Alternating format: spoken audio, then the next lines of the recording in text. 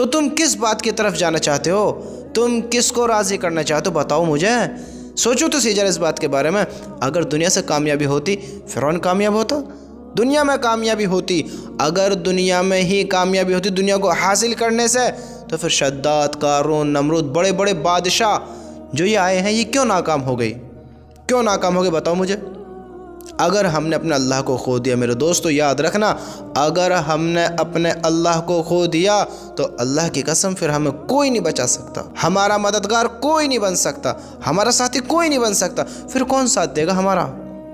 اگر ہم اللہ کو بھلا کر، اللہ سے دور ہو کر، اللہ کے حکموں کو توڑ کر، اللہ کی باتوں سے دور ہو کر، اللہ کا ہی کھا کر، اسی کو جھٹلا کر، اس کو اپنا معبود بھی کہتے ہیں، اس سے محبت کا اظہار بھی کرتے ہیں، اس سے محبت بھی کرتے ہیں، اور پھر اس کے حکم کے خلاف چلیں، پھر اس کے حکموں کو توڑیں، پھر اس کو جھٹلائیں، اور پھر ہم کہیں کہ ہم مسلمان ہیں، ہم کہیں ہم ایمان والے ہیں۔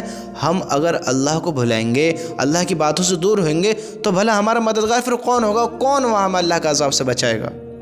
کون ہمیں اللہ کی جہنم سے بچائے گا؟ سوچو تو صحیح، ہم کس کو راضی کرنے میں لگے ہیں؟ پتہ ہے اللہ تعالیٰ کیا کہتا ہے؟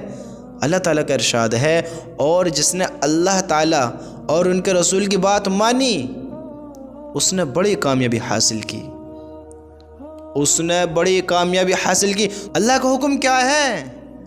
اللہ کا حکم یہی ہے کہ میرے بندو میری طرف آ جاؤ، اپنے مالک کی طرف آ جاؤ، اپنے اللہ کی بات کو مانو، اسی میں کامیابی ہے، اپنے اللہ کے حکم پر آ جاؤ، اسی میں کامیابی ہے، ورنہ تم کامیاب نہیں ہو سکتے اگر اپنے مالک کی باتوں کو جھٹلاؤ گے۔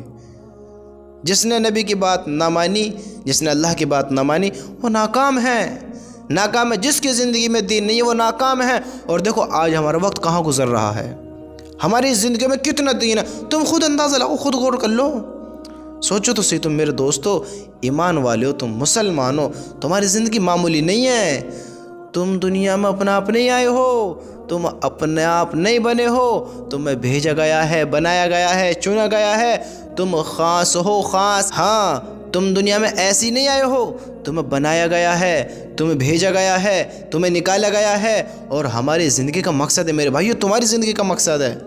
تم سمجھتے کیوں نہیں اس بات کو؟ تمہیں اپنے اللہ کو راضی کرنا ہے، دنیا کو نہیں، شیطان کی بات نہیں ماننی ہے، تمہیں اللہ کی بات ماننی ہے، اللہ کے رسول کی بات ماننی ہے، اور اللہ کی قسم اسی میں کامیابی ہے۔ اگر ہم نے اللہ کو بھلا دیا، اللہ کو جھٹلا دیا، اللہ کے حکموں کو توڑ کر زندگی گزارتے گزارتے مر گئے، تو کیا ہوگا پھر ہمارا؟ کون ہمارا مددگار ہوگا؟ بتاؤ مجھے، تم خود سوچو۔